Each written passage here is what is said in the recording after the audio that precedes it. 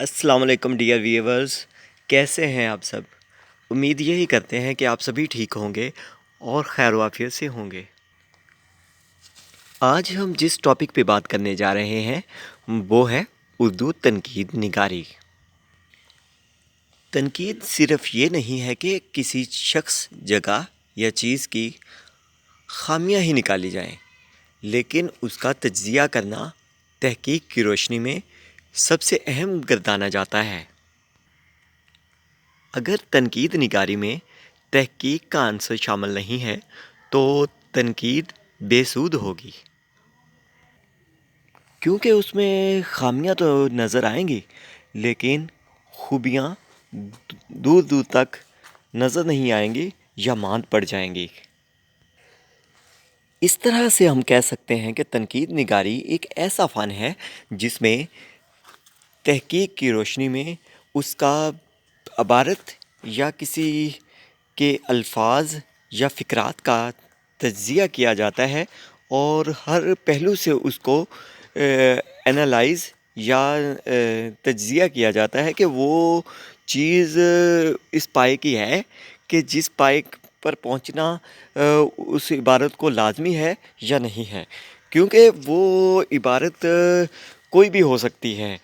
وہ تو آپ کے اپنے ذہن کی بات ہو سکتی ہے کہ کوئی بھی عبارت ہے، کوئی بھی عبارت کو ہر طرح سے آپ اس کا تجزیہ کریں گے۔ تجزیہ کرنے کے ساتھ ساتھ اس کو ہر پہلو سے جب ہم دیکھیں گے تو اس میں کچھ اچھائیاں بھی ہو سکتی ہیں، کچھ برائیاں بھی ہو سکتی ہیں، کچھ خوبیاں اور کچھ خامیاں بھی ہو سکتی ہیں۔ دونوں ہی چیزوں کو لے کے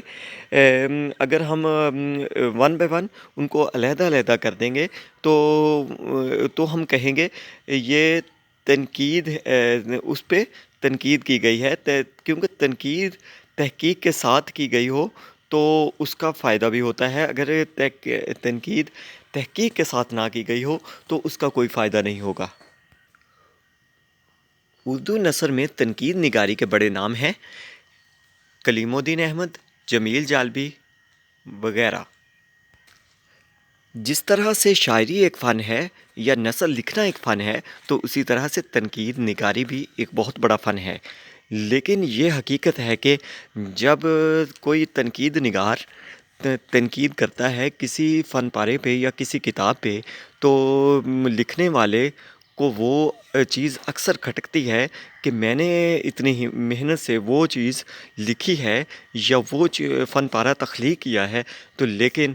تنقید نگار موجود ہوا ہے اور اس نے میرے فن پارے میں اتنی خامیاں نکال دی ہیں یا وہ کچھ خوبیاں نکالی ہیں، کیونکہ خوبیاں بھی نکلتی ہیں اور خامیاں بھی نکلتی ہیں۔ تنقید نگاری میں دونوں ہی چیزیں آ جاتی ہیں، لیکن وہ اس کو جو اس کے فن پارے میں بے شک کم خامیاں نکالی ہوں تو اس کو اکثر ہی